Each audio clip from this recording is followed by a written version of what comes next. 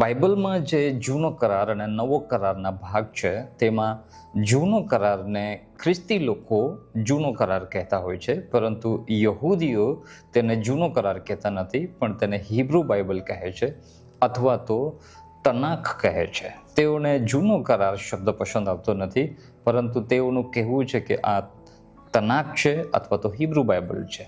તો આ જે હિબ્રુ બાઇબલ છે, જેને આપણે અથવા તો ખ્રિસ્તી લોકો જૂનો કરાર કહે છે, તે મૂળ 3 વિભાગમાં વિભાજિત કરવામાં આવેલ હતું અથવા છે, અને તેના પહેલો વિભાગ છે તેને તોરાહ કહેવામાં આવે છે, જેમાં 5 પુસ્તકો છે, અને પછી નબીમ કહેવામાં આવે છે બીજા વિભાગને, અને તેમાં 8 પુસ્તકો છે, અને ત્રીજો વિભાગ જે છે તેને કેતુબીમ કહેવામાં આવે છે, અને જેમાં 11 પુસ્તકોનો સમાવેશ થાય છે. અને એમ કરીને હિબ્રુ બાઇબલમાં 24 પુસ્તકો છે. તો હવે થોડું સવાલ થઈ જશે કે જૂનો કરારમાં તો તમે કહ્યું કે 39 પુસ્તકો છે અને હિબ્રુ બાઇબલમાં તો 24 પુસ્તકો છે, તો પછી આમાં તો ગોટાળો થઈ ગયો.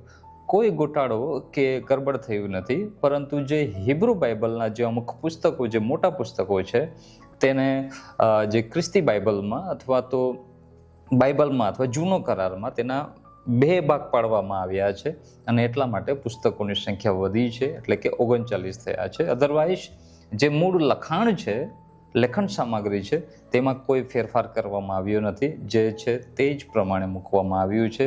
માત્ર અમુક પુસ્તકોના ભાગ 2 ભાગ પાડવામાં આવ્યા છે, અને એટલા માટે બાઇબલમાં જૂનો કરારમાં વધારે પુસ્તકો દેખાય છે, જ્યારે તનાખમાં 24 દેખાય છે.